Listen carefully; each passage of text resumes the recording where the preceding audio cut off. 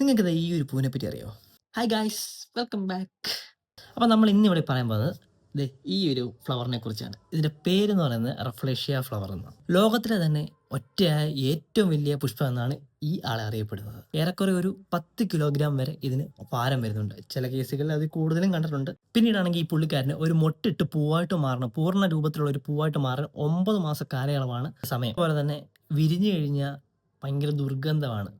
ഒരു അഴുകിയ ശവത്തിൻ്റെ മണമാണ് ഈ ഒരു പുഷ്പത്തിന്. പിന്നെ ഇയാളുടെ പരാഗണം എന്ന് പറയുന്നത് ഇതിൻ്റെ ഈ ദുർഗന്ധം ഈ മാംസം കഴിക്കുന്ന ഈച്ചകളെ ആകർഷിക്കുകയും അത് വന്ന് ഈ പൂവെ വന്നിരിക്കുകയും അങ്ങനെയാണ് ഇതിൻ്റെ ഒരു പരാഗണം നടക്കുന്നത്.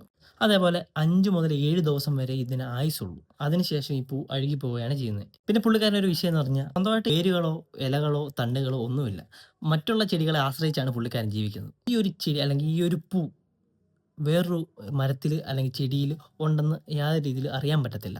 പൂ വിരിഞ്ഞു കഴിഞ്ഞാൽ മാത്രമേ പുള്ളിക്കാരനെ പുറത്ത് കാണാൻ പറ്റൂ. അല്ലാത്ത സമയത്തൊക്കെ ഈ ചെടികളുടെ ഉള്ളിൽ ഒരു ഫ്ലൂയിഡ് പോലെ അതുങ്ങളുടെ ഉള്ളിൽ തന്നെ ജീവിക്കുകയാണ് ഇത് ചെയ്യുന്നത്. പൂ വിരിയുമ്പോൾ മാത്രമാണ് ഇവരെ പുറത്ത് കാണാൻ സാധിക്കുക. എല്ലാ സമയത്തും ഇവരെ പുറത്ത് കാണത്തില്ല. അപ്പോൾ ആ പൂ വിരിയുന്നവരെ ഈ മറ്റ് ചെടികളുടെ ന്യൂട്രിയൻസും പ്രോട്ടീൻസും ഒക്കെ വലിച്ചു കയറ്റിയാണ് പുള്ളിക്കാരൻ ജീവിച്ചു പോകുന്നത്. എന്ന് പറയുമ്പോൾ ആളൊരു പരാസസ്യമാണ്.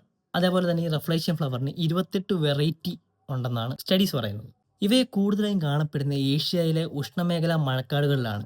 കൂടാതെ ഇന്തോനേഷ്യ, മലേഷ്യ, തായ്ലൻഡ്, ഫിലിപ്പീൻ എന്നിവിടങ്ങളിലെ കാടുകളിൽ ഇവയെ കാണപ്പെടുന്നുണ്ട്. അപ്പോൾ ഇതാണ് ഗൈസ് റഫ്ലേഷ്യൻ ഫ്ലവറിനെ കുറിച്ചുള്ള കുറച്ച് അത്യാവശ്യമുള്ള ഇമ്പോർട്ടൻറ്റ് പോയിന്റ്സ്.